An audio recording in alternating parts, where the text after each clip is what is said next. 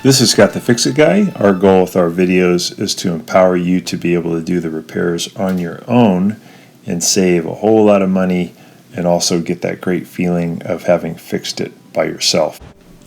Today we have a small Hotpoint gas oven that is not heating, so we're going to be replacing the bake igniter, which is pretty easy. We got it unplugged. We're going to be pulling out these grates first, and we're going to use a standard head screwdriver to remove this one screw here right in the middle in the front, and that's going to allow us to remove this lower panel. Underneath the lower panel will be the bake igniter.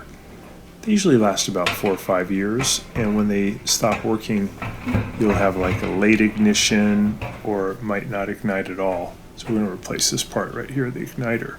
Just held on by 2 1/4-inch screws. I'm going to zip those off. I'm using an angle tool to get into that tighter angle, but you could use a ratchet, it would work fine. To just 1/4-inch socket to take it out. I like to put a little bit of oil on the threads, and then I like to tighten the screw a little bit and then loosen it. They tend to be, sometimes on ovens, a little bit hard to get these screws out because they get somewhat corroded. But putting a little bit of oil on the threads should really help. So once you get those 2 1/4-inch screws out, you can take the igniter off, and it's being held on by 2 wires that go through the firewall toward the back of the oven. And you can see it dangling here.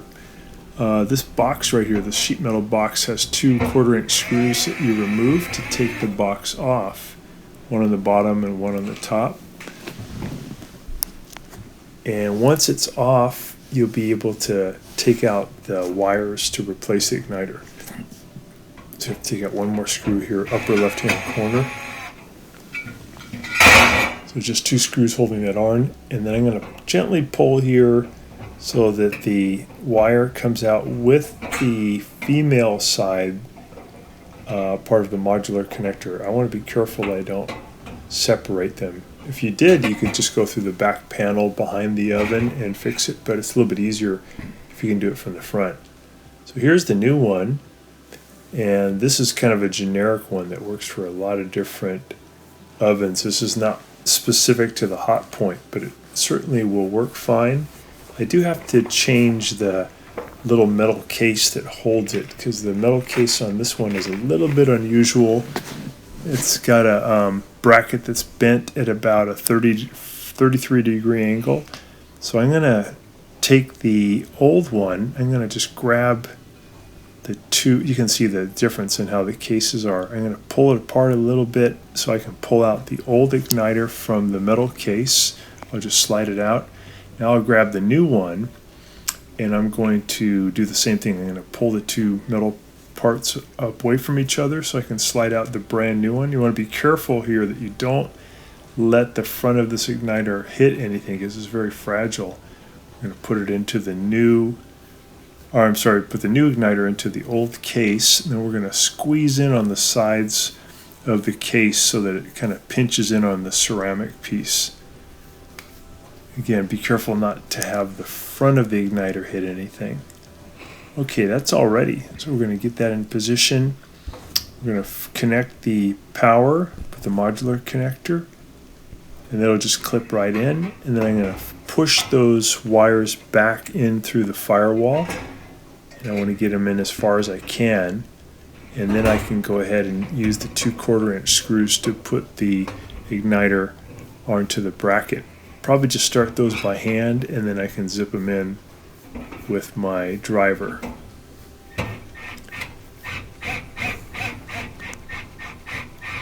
This angle tool made by DeWalt makes it really easy to get into these corners, but a ratchet would work fine too with a 1/4-inch socket.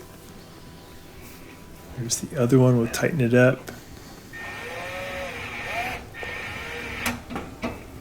Then I'll go ahead and plug it in and give it a little test. So I'll turn it on, and then I can see it glowing, and after about 20 to 30 seconds it'll get hot enough for the gas to ignite.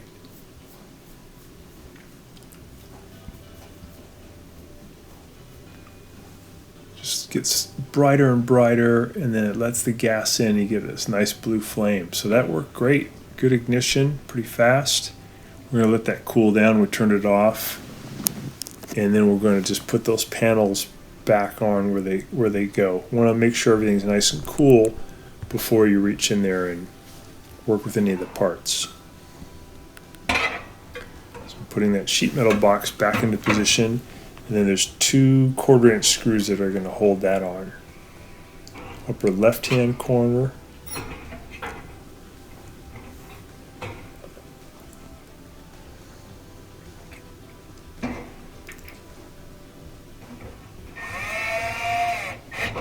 There we go. And lower left corner.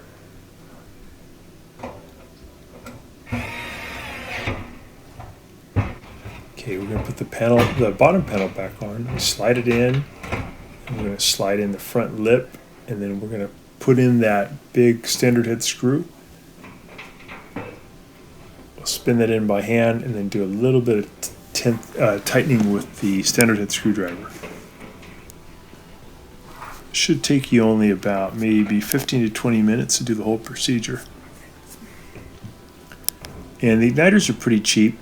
I think this one costs $27. You can get it from Amazon. There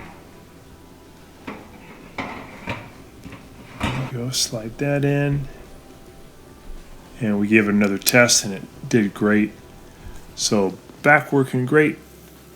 Thanks so much for watching. Please subscribe when you get a chance so we can send you a lot more videos on how to repair your home appliances.